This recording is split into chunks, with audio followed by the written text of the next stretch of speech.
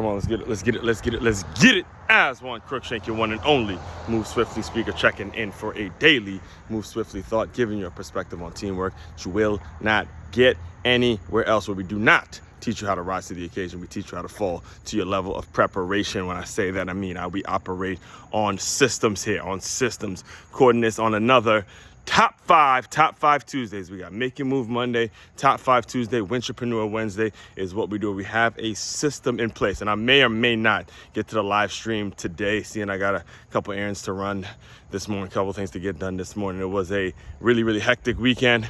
Ran around a lot on Sunday, so a lot of stuff didn't get done that I wanted to get done. So we may or may not get to a live stream, but I will give you the Top 5 Tuesday here in today's Move Swiftly Thoughts. So be sure you are commenting, liking, and subscribing. Most important thing is make sure you're subscribing and sharing this out to anybody, any business owner that you know, any person that you know that wants to add either bring in someone to speak to their staff from an employee development standpoint, or any individual who wants to grow within their organization and be the entrepreneur on set, be the person that's actually creating and adding value to their current organization, and making chicken salad out of chicken shit, right? Or make it turning water into wine, and doing the things to make you more valuable to your organization and make it so you start to establish a career within the organization that you have, because that's what we do. That's all Moving Swiftly is all about. That's what the platform has been about from day one. It's taking what you got and making the most of it. Taking what you got, making the most of it, because your mindset, teaching mindset, that's what we're all about here. All right. So all that being said, get into today's Top 5 Tuesday, where we're talking about top 5 things to consider. All right. Now, all week we're going to be talking about trade-offs. You started yesterday, and we're going to continue it today throughout the entire week. When it comes to trade-offs, all right, trade-offs in terms of, yes, you get something that seems like a great opportunity you could easily say yes to it, but also you got to ask yourself, what is the trade-offs? Because I'm got to tell you again, I'm going to repeat this throughout the entire week, and you need to beat it in your brain. You need to hammer it home. It needs to be planted in your skull. There's no perfect situation in life. There are only trade-offs, all right? There are only trade-offs, and you have to ask yourself, what is the trade-off? What is the thing that I'm giving up if I'm getting this opportunity? If I'm going to take this opportunity, what is the thing that I'm giving up? What is the specific thing that now I have to, I can't do this no more because I have this? That is the truth, and that is every single element, every single part of life. In fact, again, a lot of the work I do comes from the football world. You're seeing what's going on with the Miami Dolphins, right? Again, I used to work. That's what got me to South Florida, was a job that I took for the Miami Dolphins Foundation.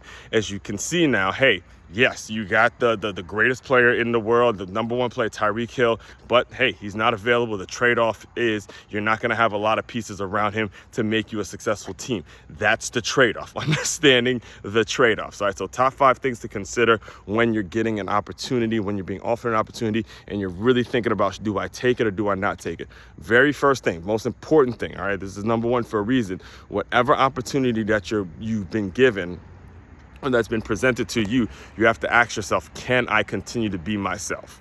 Right? Can I be me? Can I be the person that I was before the opportunity? Meaning, does it tap into my passion? Does it tap into the things that I personally enjoy doing? For me, I'm the kind of person that loves fitness, loves sports, loves athletics and football, being around young people and seeing them develop and seeing them grow into something better than they were, helping them, giving them tools and giving them better versions of themselves, whether that's athletics, whether that's fitness, whether that's education. That's been me from day one. So when I was offered a new opportunity this year, it was easily, yes, I can continue to be myself regardless of all the things that come along with it. I'm able to be myself. So number one, can you continue to be yourself? Here's number 2. It's a big one, and a lot of people don't understand this, all right, because they shy away from sales. But number 2 is, what are you selling? Now, again, what are you selling? What are you selling? You have to get in the seller's mindset when you've been given number 1, can you be yourself? And number 2, what are you selling? What exactly are you selling? And I know, again, a lot of people get turned off by being in the sales business because us salesmen get a really bad rap and shit like that. But you are selling something. You have to accept that you're in the sales business. You sold yourself on the job interview. You sold yourself when it comes to you, the significant other you have or the person that you're courting. You have to sell yourself, and you have to have the seller's mindset. If you don't have the seller's mindset, you will become very, very stagnant. You'll become stale, you become boring, and whoever has to deal with you all day won't want to deal with you, because you don't have the seller's mindset. You don't want to develop, and it just becomes fucking boring. It becomes an absolute tragedy. No one wants to be around someone who is just simply stagnant and is not growing, is not developing, is not doing something productive with their life, constructive with their life. So number one, again, can you be yourself? Number two, what are you selling? Number three, how is what you're selling going to actually help a cause? How is it going to help the cause? How is it going to create an opportunity? Again, I'll give you an example in my own life. Myself, I walked into the school that I teach at now. I walked into the school as a four-time published author, had 4 books out, and one of them was a coloring book that's about Move Swiftly, that's meant for kids, and the other ones were more so for the middle school age young people. And when it comes to the vision of the school and the things that I was selling in regards to my books and my podcast, obviously that was worthy to the cause that both of us had, which is what created the whole concept of being a entrepreneur. So how does what you're selling help a cause? And this is one of millions and millions of schools out there that can pick up on the same model and create the same opportunity. So if you believe in what you're selling and it can help a cause, number 3, you got to be tapping into those reasons every single day in the work that you do. All right. And number 4, again, a big one where a lot of people get stumped, because what they start realizing is that the people around them, the people that you knew before you had your success, before you had your promotion, they start changing. All right. Can you resist it? Here's number 4. Can you resist the changing of the people who are around you that may have helped you with this conversation, or helped you do this, or helped you do that, or claim to help this one, or claim to help that one? In fact, tomorrow on Wintrepreneur, which I'll definitely be doing a live stream for that one, but that's tomorrow. But tomorrow I'll talk a little bit about what I mean by that, or I'll get into more detail about what I mean by that. But the people that you're around, that you can feel their resistance, you can sense their resistance, you can sense it based on the questions that they're asking, based on the bullshit that they're giving you.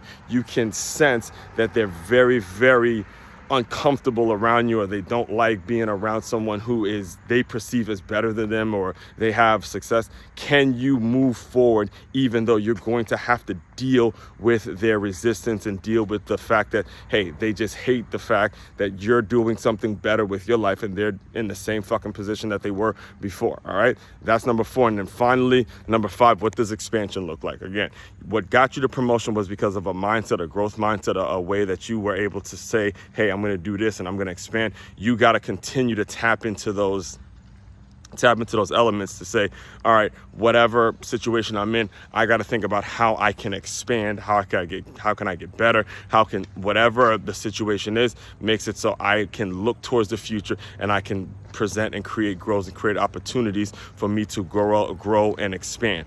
That's the top 5. And I know I went a little longer on today's Move Swiftly Thought, because again, I don't think I'm going to get a chance to do the live stream today. So I'm going to give you guys a longer Move Swiftly Thought. Let me just to recap. Top 5 Tuesday, top 5 things to consider when you are considering a trade-off, or when there's a trade-off, when there's an opportunity that's presented for you in regards to what new is going to happen. You got to understand that there's a trade-off involved. Number 1, can you still be yourself?